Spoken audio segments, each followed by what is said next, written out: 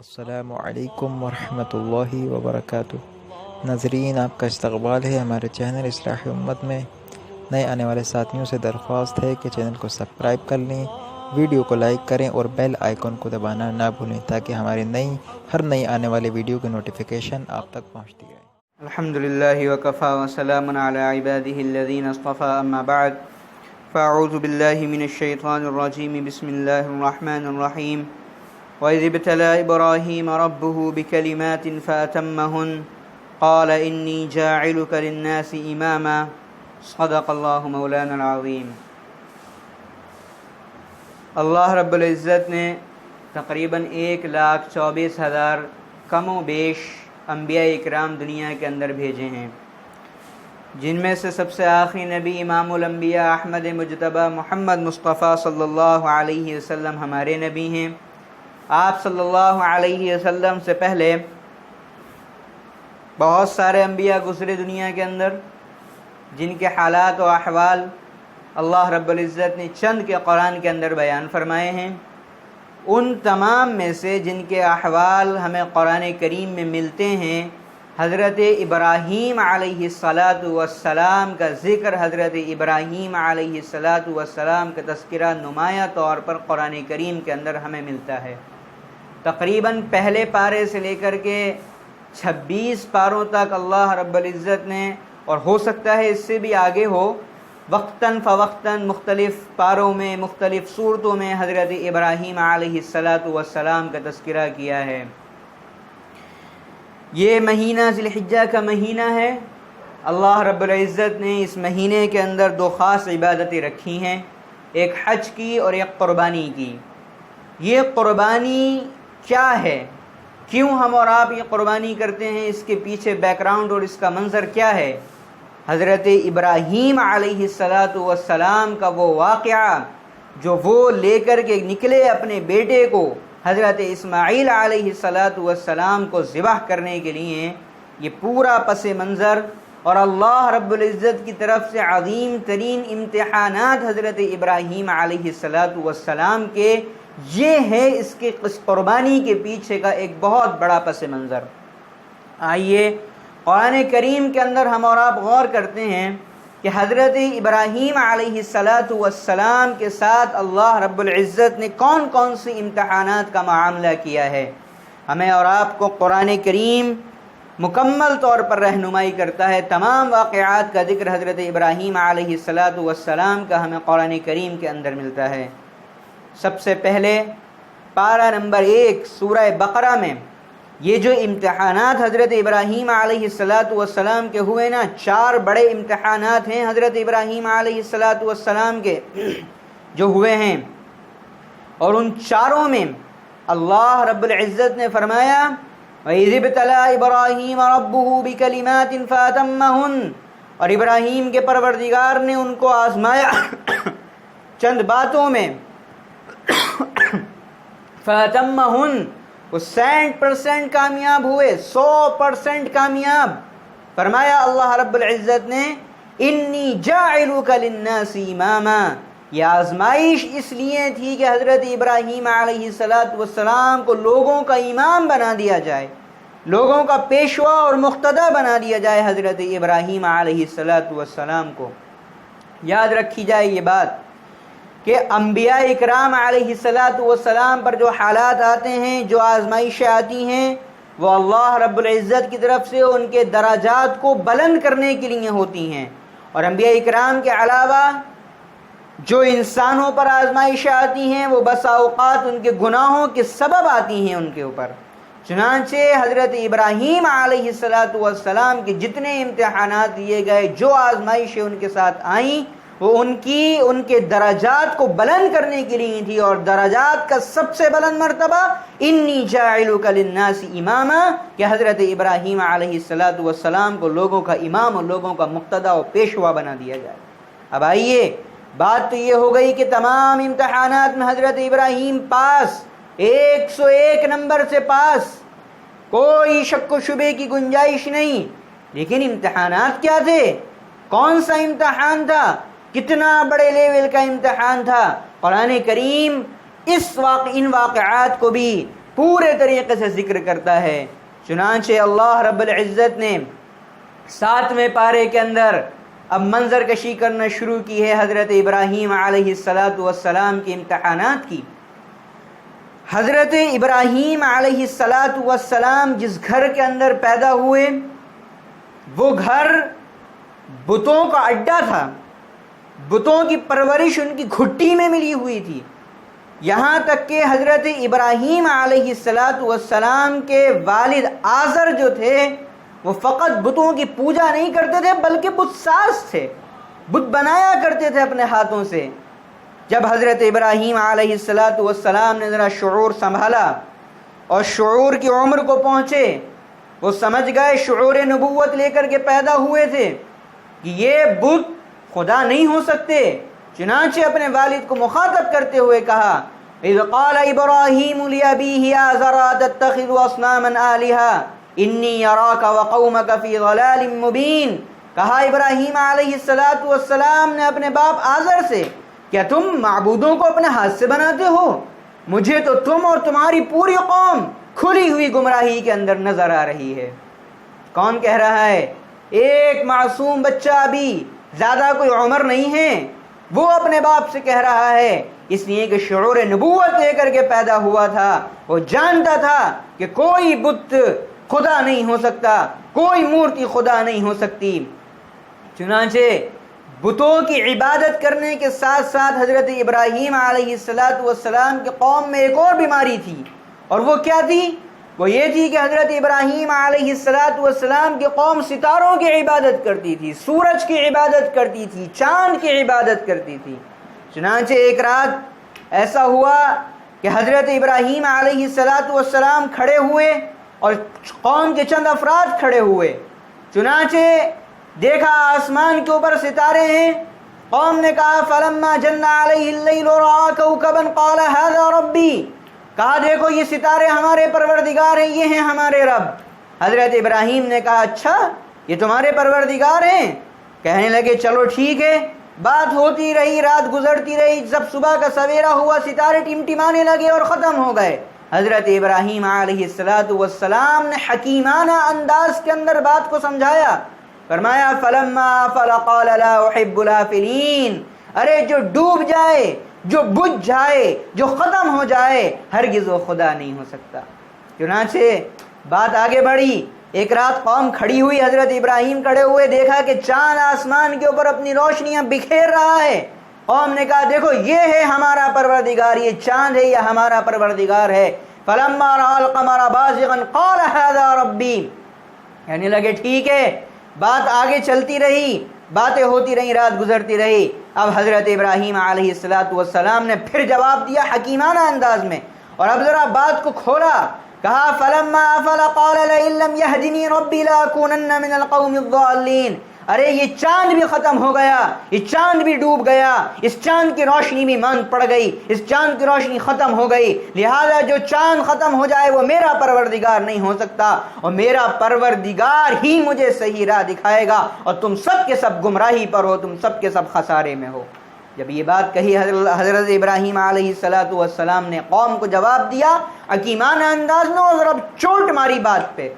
اب ایک دن ہوا یہ معاملہ کہ چونکہ سورج کے چاند کی عبادت کرتے تھے، ستاروں کی عبادت، اب سورج کا نمبر آیا، قوم کھڑی ہوئی اور کہا فلما رأى الشمس بازغة قال هذا ربی هذا اکبر، کہا دیکھو یہ سورج ہے، اس کی روشنی دیکھ رہے ہو، یہ ہے ہمارا پروردگار، اور کہا هذا ربی هذا اکبر، یہ ہمارا بڑا پروردگار ہے۔ کہنے لگے اچھا۔ جب سورج بھی غروب ہو گیا، اب حضرت ابراہیم علیہ السلام نے کہا انی بریء مما تشرکون، میں بری ہوں ان تمام باتوں سے جن کے تم اللہ رب العزت کے ساتھ شریک کرتے ہو، نہ یہ چاند خدا ہے، نہ یہ سورج خدا ہے، نہ یہ ستارے خدا ہیں، اللہ تو وہ ہے، پروردگار وہ ہے جس نے سورج کو پیدا کیا ہے، جس نے ستاروں کو پیدا کیا ہے، اور جس نے چاند کو پیدا کیا ہے۔ میں تمہاری تمام باتوں سے بری ہوں، لہذا اب میں تمہارے ساتھ ان تمام باتوں پہ گزارا نہیں کر سکتا۔ اتنی بات کہنا تھی، وحاجہ قوم، پوری کی پوری قوم حضرت ابراہیم علیہ السلام سے جھگڑے کے اوپر اتر آئی۔ یہی ہوتا ہے توحید، یہی ہے توحید کا انجام۔ جب اللہ رب العزت کی توحید کو بلند کیا جائے گا، دین کی دعوت کے لیے کوئی کھڑا ہوگا اور بدعات کو ختم کرنے کی کوشش کرے گا، تو مخالفت ہونا یہ لازمی چیز ہے، اور مخالفت سے بھاگ کر کے قدموں کو ہٹانا یہ سنت ابراہیمی نہیں ہے، بلکہ مخالفتوں پہ جم کر کے پہاڑوں کا سامنا کرنا یہ ہے سنت ابراہیمی۔ چنانچہ 16ویں پارے کے اندر اللہ رب العزت نے ذکر کیا، وَاذْكُرْ فِي الْكِتَابِ ابراہیم، یاد کرو ابراہیم علیہ السلام کو، انہو کان صدیقا نبیا، وہ ہمارا بہت سچا نبی تھا۔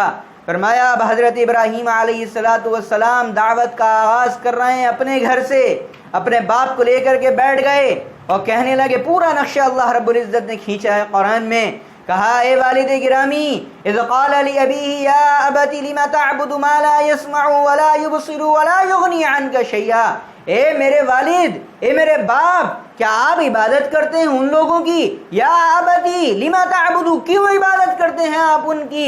لا یسمعو، جو سن نہیں سکتے، لا یبصرو، جو دیکھ نہیں سکتے، ولا یغنی عنک شیئا، جو آپ کو کسی چیز سے بے نیاز نہیں کر سکتے۔ یا ابتی انی قد جاءنی من العلم، اے میرے والد گرامی میرے پاس علم آ چکا ہے، علم نبوت آ چکا ہے، ما لم یاتک فاتبعنی اہدک صراطا سویا، جو آپ کے پاس نہیں آیا ہے آپ میری اتباع کیجئے، میرا کہاں مانیے، میرے بتائے ہوئے نقش قدم پر چلیے، میرے بتائے ہوئے راستے پر چلیے، میں چاہتا ہوں کہ آپ کی رہنمائی صحیح راہ کی جانب ہو جائے۔ اور کہا یا ابت لا تعبدی الشیطان، اے والد گرامی شیطان کی پرستش مت کیجئے، شیطان کی عبادت مت کیجئے، ان بتوں کو عبادت چھوڑ دیجئے۔ یا ابت لا تعبدی الشیطان ان الشیطان کان للرحمن عصیا، کہیں ایسا نہ ہو کہ شیطان آپ کو کھلی ہوئی گمراہی میں لے کر کے ڈوب جائے، کہیں ایسا نہ ہو کہ یہ شیطان آپ کو دین سے گمراہ کر دے، کہیں ایسا نہ ہو کہ یہ شیطان آپ کو جہنم میں لے جانے والا بن جائے۔ یا بتی انی اخاف ان یمسک عذاب من الرحمن فتکون للشیطان ولیا، مجھے خوف ہے کہیں آپ کے اوپر آسمان سے عذاب نہ آ جائے، پھر آپ شیطانوں کے دوست بن کر کے رہ جائیں۔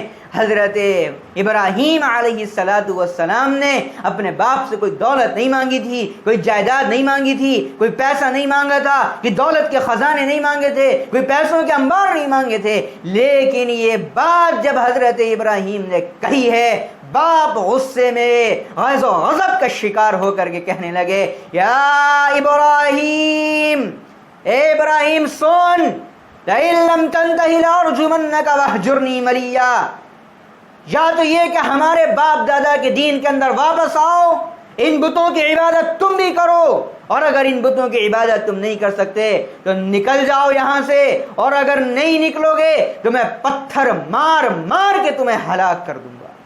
یہ سخت جملہ حضرت ابراہیم علیہ السلام کے لیے استعمال کیا گیا۔ دوسرے موقع پر قرآن کریم نے اس کی منظر کشی کی ہے، 17 پارے سورہ انبیاء کے اندر، وَلَقَدْ آتَيْنَا إِبْرَاهِيمَ رُشْدَهُ مِنْ قَبْلُ وَكُنَّا بِهِ عَالِمِينَ۔ یہ باتیں ذکر کرنے کے بعد حضرت ابراہیم علیہ السلام کی قوم میلے میں جایا کرتی تھی، بتوں کی عبادت کرتے تھے، سال میں ایک دن ان کا میلہ لگا کرتا تھا، چنانچہ پوری کی پوری قوم اپنے گاؤں و بستی کو خالی کر کے میلے کے اندر چلی جایا کرتی تھی۔ حضرت ابراہیم سے کہا گیا چلو ہمارے ساتھ میلے میں، حضرت ابراہیم نے کہا نہیں میں نہیں جاتا، انی سقیم، میں بیمار ہوں۔ چنانچہ یہ حیلہ اختیار کیا، اور جب پوری کی پوری قوم نکل کر کے چلی گئی میلے کے لیے، اب حضرت ابراہیم علیہ السلام نے سوچا کہ ان کو بات کس انداز میں سمجھائی جائے۔ یہ ہوتی ہے توحید جو سر چڑھ کر کے بولتی ہے، یہ ہوتی ہے اللہ رب العزت کی توحید کا نشہ۔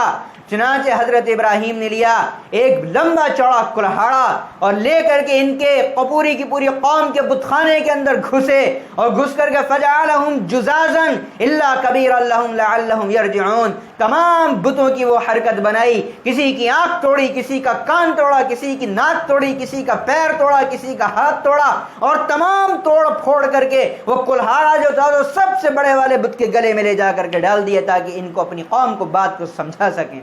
جب قوم کے سامنے، جب قوم میلے سے واپس آئی اور دیکھا اپنے جا کر کے، ہائے یہ کیا ہوا، یہ بتوں کے ساتھ حالت کس نے کر دی ہمارے، یہ کیا معاملہ پیش آ گیا۔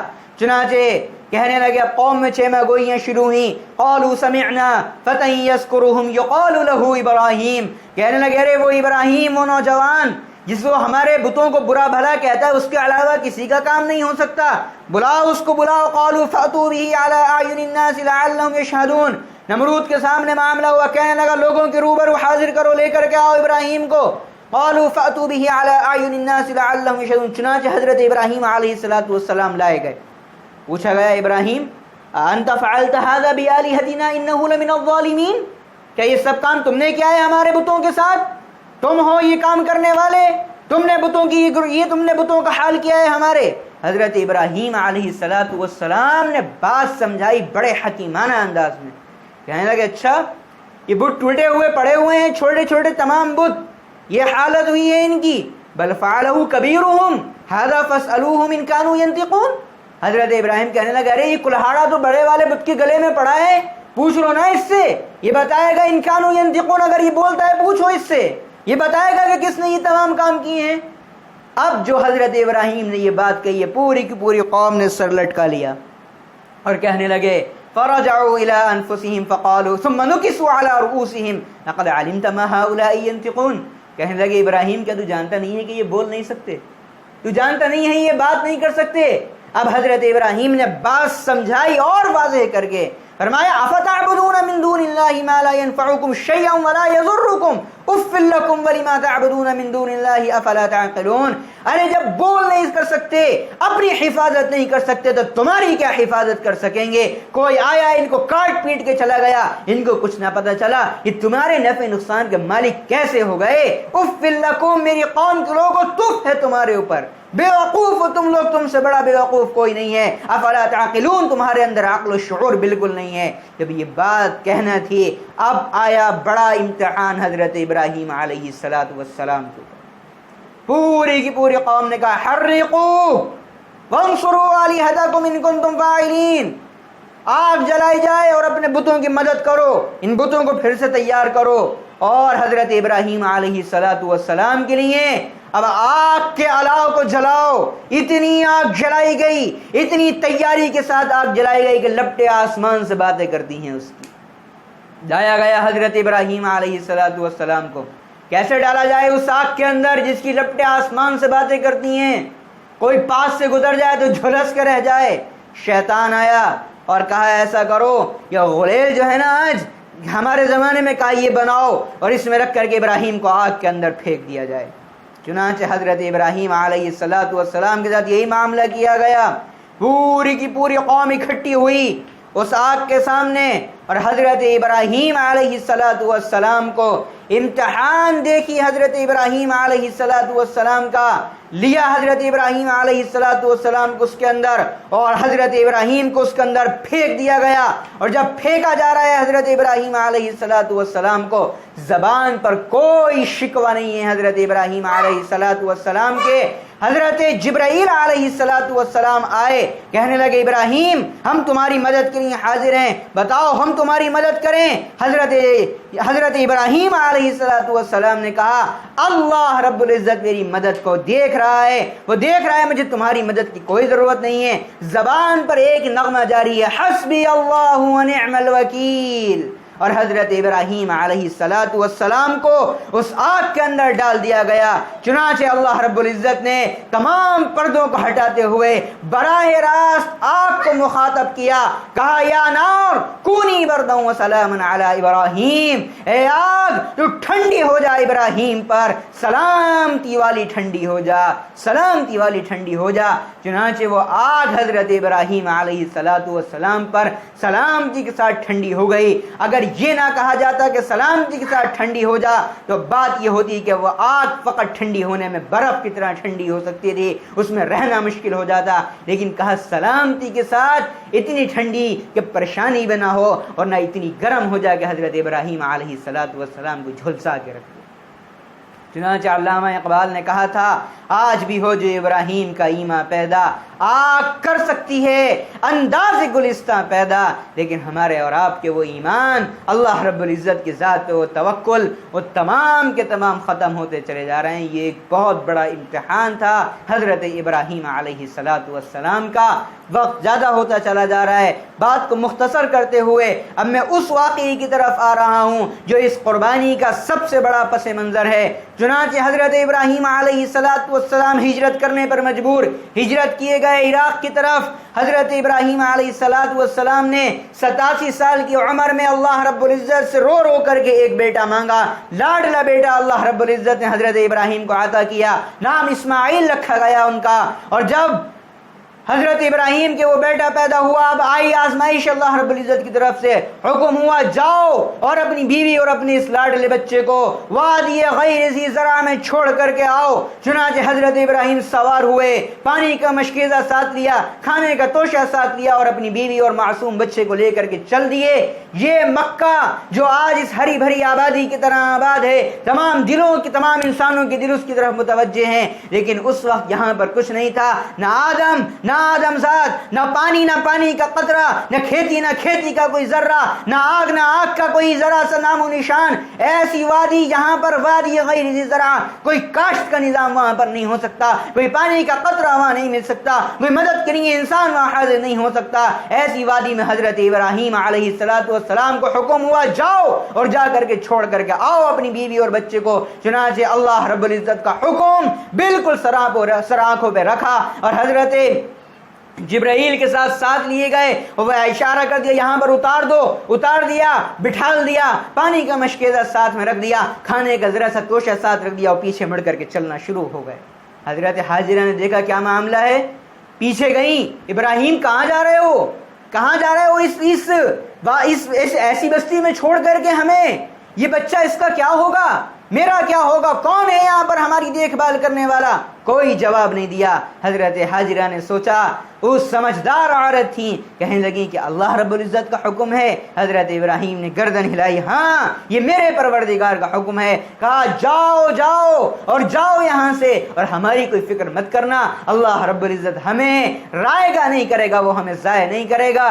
चुनांचे हजरत हाजिरा वापस आई अपने बेटे के पास। एक दिन गुजरा, 2 दिन गुजरा, तीसरा दिन गुजरा, पानी का कोई कतरा नहीं है, खाने का कोई सामान नहीं है। हजरत इस्माइल अब तड़पने लगे मारे प्यास के, और ये सफा और मरवा हजरत हाजिरा ने चक्कर लगाना शुरू करे। कभी सफा पे जाती हैं, कभी मरवा पे जाती हैं। सफा पे जाती हैं, बच्चा दिखाई नहीं देता, दौड़ करके दरमियान से वापस आती हैं, देखती हैं कि बच्चा वहीं पर एड़ियां रगड़ रहा है। फिर मरवा पे चढ़ती हैं कि कहीं से पानी का कोई कतरा मिल जाए, कोई खाने का सामान मिल जाए, कुछ नजर नहीं आता। इसी तरीके से 7 चक्कर लगाती हैं और अल्लाह रब्बुल इज़्ज़त से दुआ करती रहती हैं। उस वक्त अल्लाह रब्बुल इज़्ज़त ने आसमान से हजरत जिब्राइल को भेजा और जिस जगह पर हजरत इस्माइल एड़ियां रगड़ रहे थे, हजरत जिब्राइल ने अपना पर मारा और पर मारते वहीं से एक चश्मा फूटने लगा। हजरत हाजिरा ने देखा तो कहा, ज़म रुक जा, ठहर जा। और वो पानी आज भी उसी तरीके से बह रहा है जिस तरीके से हजरत जिब्राइल अलैहिस्सलाम ने जिस वक्त पर मारा था उस वक्त बहना शुरू हुआ था। ये थी एक बड़ी आजमाइश। अभी 7-8 साल की उम्र हुई है हजरत इस्माइल अलैहिस्सलाम की। अब ऐसे हुए हैं कि बाप का हाथ पकड़ करके चलना शुरू करते हैं, किसी काम के हाथ बैठाने में अब जो है काम आने लगे हैं, इस उम्र को पहुंचे हैं। और ये है कुर्बानी का सबसे बड़ा पस मंज़र। हजरत इब्राहीम अलैहिस्सलाम को एक दिन ख्वाब दिखाया गया कि अपने बेटे को ज़बह कर रहा हूँ, देखा कुर्बानी करी। दूसरे दिन देखा कि अपने बेटे को ज़बह कर रहा हूँ, तीसरे दिन देखा अपने बेटे को ज़बह कर रहा हूँ। कहने लगे अल्लाह रब्बुल इज़्ज़त की तरफ से हुक्म यह है कि इस्माइल की कुर्बानी मेरा परवरदिगार मुझसे चाह रहा है। आए बेटे के पास और अपनी ख्वाब को बयान किया। कुरान नक्शा खींचता है, फलम्मा बलग़ मअहु अस्सअय क़ाल या बुनय्या इन्नी अरा फ़िल मनामी अन्नी अज़बहुका फ़ंज़ुर माज़ा तरा। कहा, ये बेटे इस्माइल, मैं ख्वाब में ये देख रहा हूँ कि मैं तुम्हें ज़बह कर रहा हूँ। बेटा भी बेटा, जिसकी पुष्ट से हजरत अकरम सल्लल्लाहु अलैहि वसल्लम को तशरीफ लाना हो, वो कैसा इंसान होगा। कहने लगे, अब्बा जान देर किस बात की है, क्या देर है, चलिए लीजिए हाथ में छुरी और लिए चलिए ज़बह करिए, परवरदिगार का हुक्म में कोई देर नहीं होना चाहिए। सतजिदुनी इंशाअल्लाहु मिनस साबिरीन, आप मुझे सब्र करने वालों में से पाएंगे, मैं जज़ा फज़ा करने वाला नहीं बनूंगा। चुनांचे हजरत इब्राहीम अलैहिस्सलाम ने कहा, तैयार करो, और ली हाथ में छुरी और रस्सी और निकले हजरत इस्माइल अलैहिस्सलाम को लेकर के। शैतान आया हजरत हाजिरा के पास, कहा, कहाँ गए हैं इब्राहीम इस्माइल को लेके? कहने लगी, कहीं मेहमान के यहाँ लेके गए हैं किसी जगह पर रिश्तेदारी में। कहने लगे, अरे बच्चे को ज़बह करने गए हैं।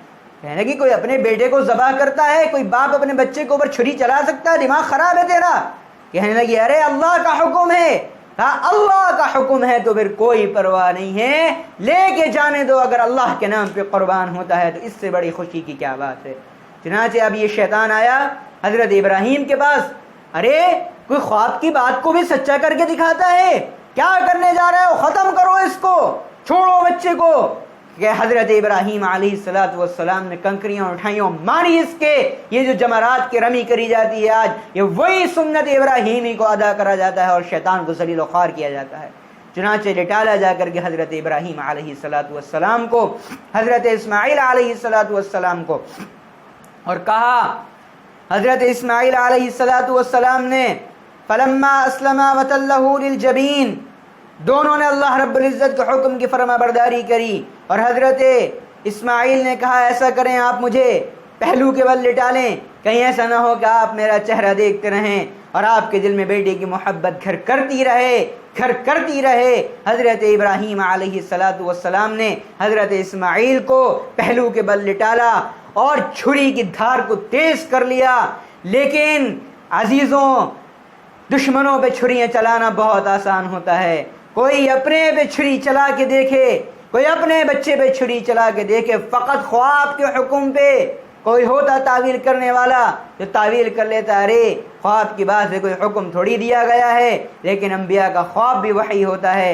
حضرت ابراہیم علیہ السلام نے لٹالا، آنکھوں کو بند کر لیا اور چھری کو تیز کر لیا، اور چھری حضرت اسماعیل علیہ السلام کی گردن پہ چلانا چاہتے ہیں، لیکن چھری چلنے کا نام نہیں لیتی ہے، گویا کہ چھری زبان حال سے یہ کہہ رہی ہے اے خلیل تیرا حکم یہ ہے کہ میں چلوں، لیکن اے خلیل تیرے پروردگار کا حکم یہ ہے کہ چھری چلنا مت۔